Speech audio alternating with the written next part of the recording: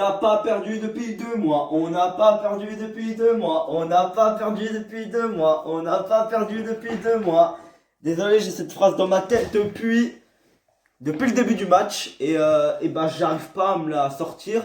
Et oui, mais on n'a toujours pas perdu depuis 2 mois. Hein. On n'a pas perdu depuis 2 mois, toujours. Voilà. La dernière défaite, c'était il me semble que c'était le 30 octobre 2020. La dernière défaite. Et là, et aujourd'hui, nous sommes le 30 décembre 2020, minuit 7. Parce que oui, le match est fini depuis à peu près 15 minutes. Déjà, oui.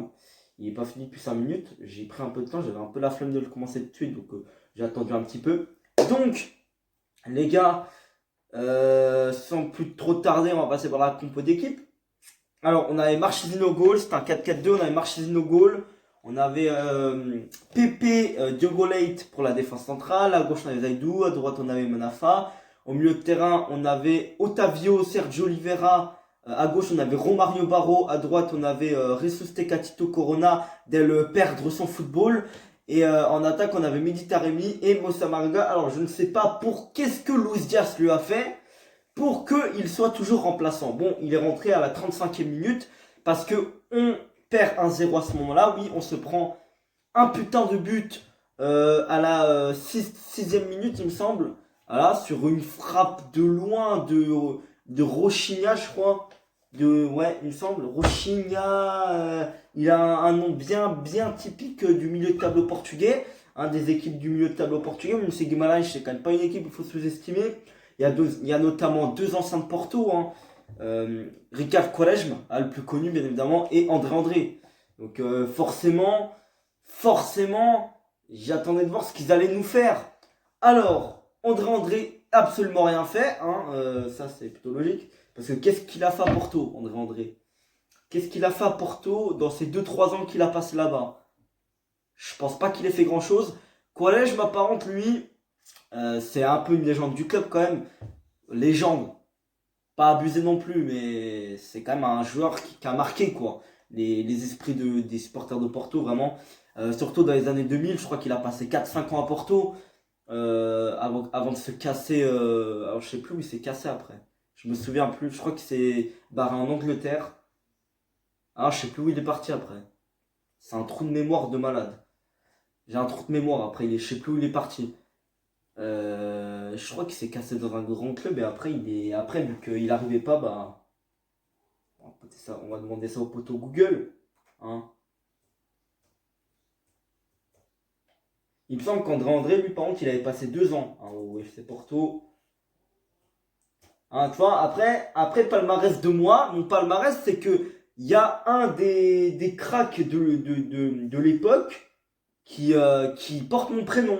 Voilà, Ricardo. Ah, t'as vu? T'as vu quand même?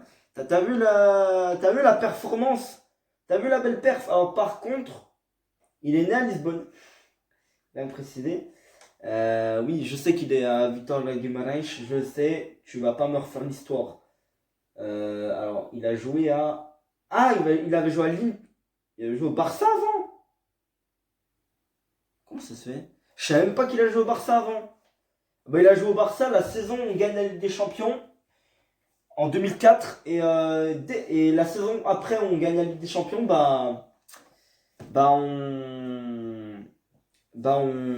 arrive et je me souviens pas. Ah oui, puis après il a passé une saison au FC Porto en 2014-2015. J'avais oublié de vous le dire. Voilà. Et c'est pas parce que je suis sur Wikipédia. Pas du tout. Non, les gars. Quaresma, c'est quand même un gâchis.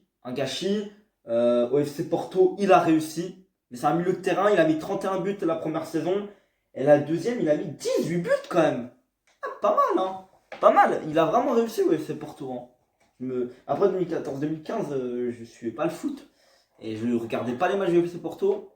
J'étais pas supporter non plus encore. J'étais pas encore dans le supporterisme.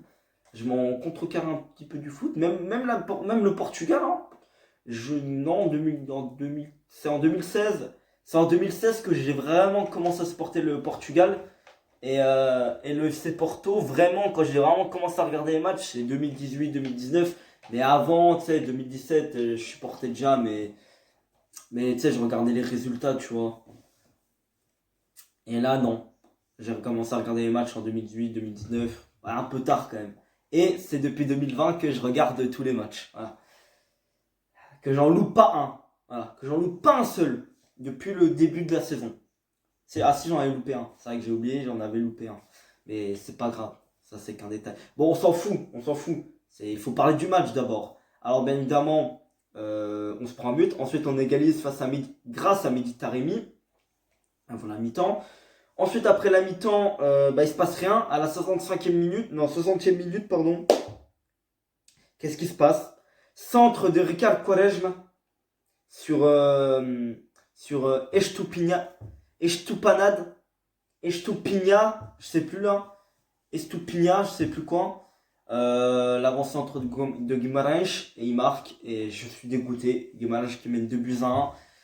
Et l'égalisation dans la foulée de Mehdi Taremi, le doublé, voilà, sur une belle frappe quand même. Et à la fin du match, vers la 80, 75e, 80e minute, Luis Diaz, el grande de la Colombia, de la Barrancas, de la cocaïne, de la Pablo Escobar, qui met le troisième but, bien évidemment, parce que c'est un mec incroyable. Et ouais, il faut vraiment...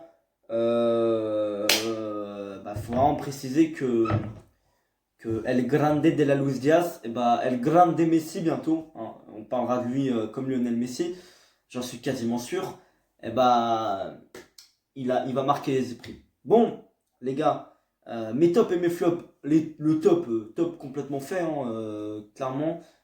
Mehdi Taremi pour son doublé, je crois que c'est la première fois que je le mets dans mes tops. En deuxième, El Grande de la Lionel Messi, de la Luis Diaz, de la... Voilà, t'as compris la démarche, Luis Diaz.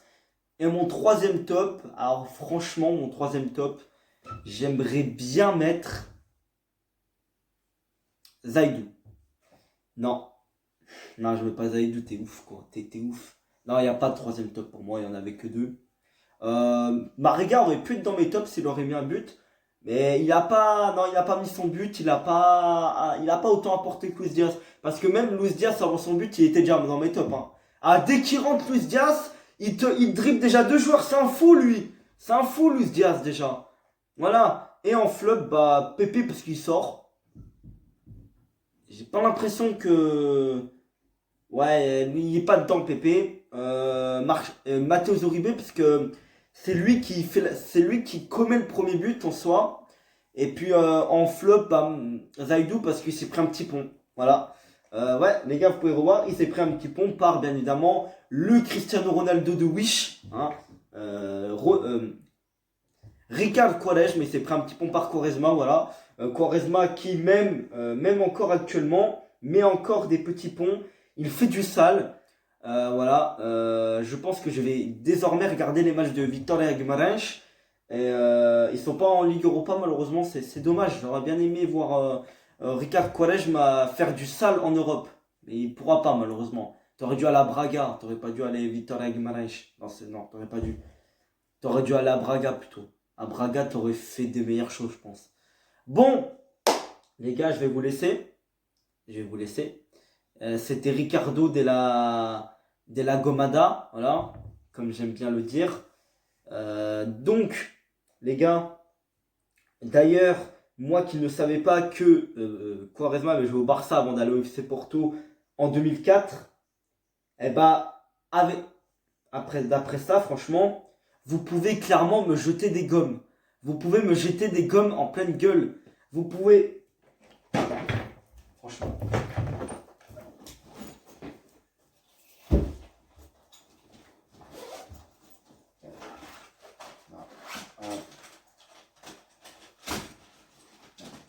Vous pouvez prendre une gomme de forme comme ça, voilà, et de me l'acheter dans la gueule, voilà, comme ça, tu vois, l'acheter dans la gueule, tu vois, comme ça, voilà.